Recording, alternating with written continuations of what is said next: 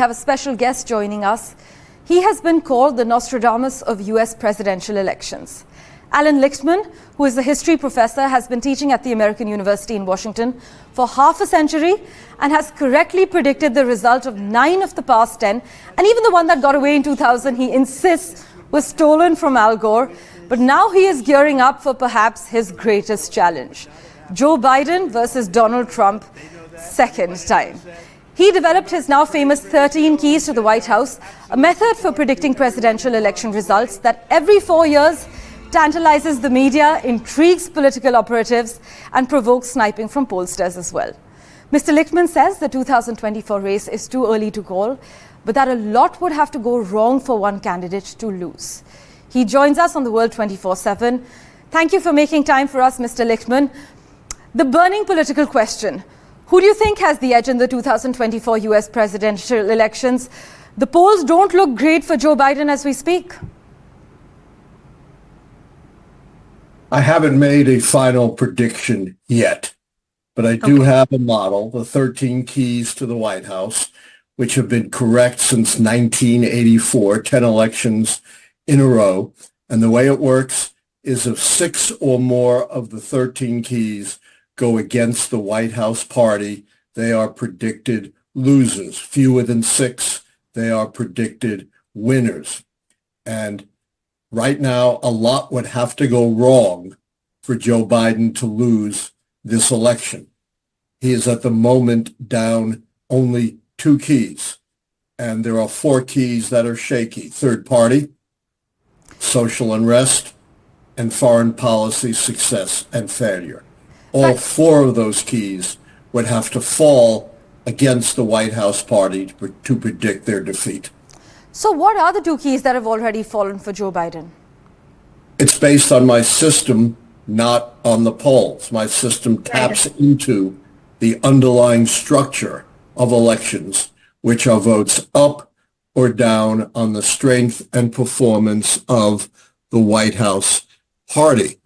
And the reasons that I think Biden has the edge, although I've made no final prediction, is as the incumbent president, he automatically wins 2 of my keys: incumbency and party contest, because he's not contested for the nomination. That means 6 keys would have to fall to predict his defeat. If he didn't run, as some pundits have argued incorrectly, it would be a much more dire situation for the Democrats. They would lose 2 keys off the top: incumbency and contest. That would mean only 4 more keys would have to fall to predict their defeat. So you think Joe Biden is still the man to beat in 2024, but does Biden have an advantage despite many polls that show him trailing Donald Trump? Let me comment on the polls. Early polls have 0 predictive value. And moreover, polls are not predictors at all. They are momentary snapshots. You know, they say if the election were held today, this is where the candidates stand. But the election isn't held today. So polls are not of any value for prediction. And early polls often lead you astray, as we saw in 2016 when I predicted Donald Trump's victory contrary to the polls, or in 1988 when George H.W. Bush, as late as May and June of the election year, was 17 points behind his opponent Mike Dukakis and went on to win handily, almost a 25-point swing. That's why I tell everyone, forget the polls, forget the pundits, keep your eye on the big picture as gauged by the keys. And as I've said, Biden is only down 2 keys right now, and all 4 shaky keys would have to fall against him to predict his defeat. That could happen, and that's why I haven't made a final prediction yet. But American voters don't seem to be particularly happy with their choices. In fact, both Biden and Trump seem to be unpopular with voters. Has this ever happened before? Absolutely. We saw that, for example, in the election of 1992, which pitted the incumbent president, George H.W. Bush, the Republican, against his Democratic challenger, Bill Clinton. And those two candidates were so unpopular that for the first and still only time in American history, a third party or independent candidate actually beat both of them in the polls. And that was Ross Perot. And in the spring of 1992, he was actually well ahead of both Bush and Clinton, showing how discontented voters were. That didn't hold, of course, when you got to the election, but it was an indicator. But as far as Trump's ongoing trials are concerned, many of Donald Trump's fans say they believe he's being unfairly prosecuted, and echoing Trump himself, that his criminal trial would eventually boost his standing at the polls. Do you think Trump's legal troubles have had any effect on his popularity? Well, not so far. But let me say this, I'm not a psychic with a crystal ball. I'm not like Speaker Mike Johnson, who thinks he has a pipeline to the Almighty. The keys are based on history. They're very robust because retrospectively they go all the way back to the horse and buggy days of politics, 1860, when Abraham Lincoln was elected, and forward, predictively, they go all the way back to 1984. But because they're based on history, it's possible that there could be such a cataclysmic, unprecedented event that could change or influence elections outside the context of the keys. And one such possibility is Trump's legal troubles.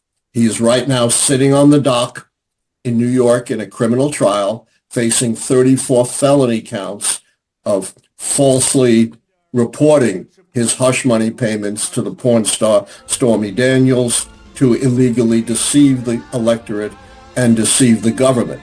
And if he's convicted of serious felonies, that could, outside the context of the keys, shake up the race. Remains to be seen whether he's convicted or not and what the effect would be. Meanwhile, do you think student protests in the US will be one of the hurdles to Biden's re-election? Is it likely to materialize into political poison for him ahead of November? Well, one of my keys is social unrest, and I indicated that was one of the shaky keys that could turn against Biden. It hasn't yet, because for social unrest to turn against the White House party, it has to be sustained, right, and it has to be of sufficient magnitude to threaten the stability of the country. Right now, we've seen, something like 48 and 50 college protests out of 6,000 college campuses. That's less than 1%, and we've seen less than 1% of the students participating. So it remains to be seen whether these protests will be sustained over time and whether they'll become significant enough to threaten the stability of the country. So keep your eye on that key. Right, as we wrap, take us through Allan Lichtman's 13 keys to the White House. As I said, my keys probe the strength and performance primarily of the White House party. Only one key has anything to do with the challenger, and it's a very high threshold keys.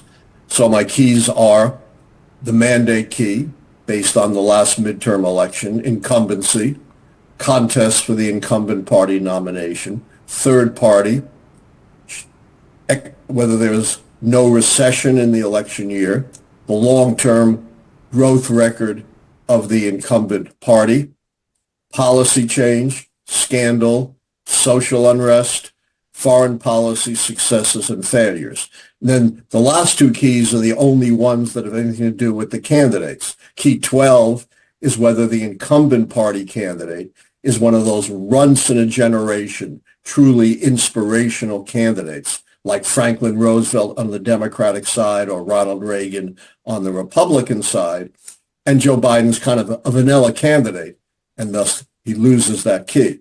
The last key is the only one pertaining to the challenger, and it says the challenging candidate is not one of those once-in-a-generation inspirational candidates, and I rate that as true, because while Trump is a great showman, he only appeals to a narrow segment of the election. He's not broadly appealing, like Franklin Roosevelt, who won 4 landslide elections, or Ronald Reagan, who won 2 landslide elections. Donald Trump actually lost the popular vote by 10 million votes combined Right. in his two presidential runs. Well, Allan Lichtman, thank you so much for making time for us and joining us on The World 24/7 on the NDTV network.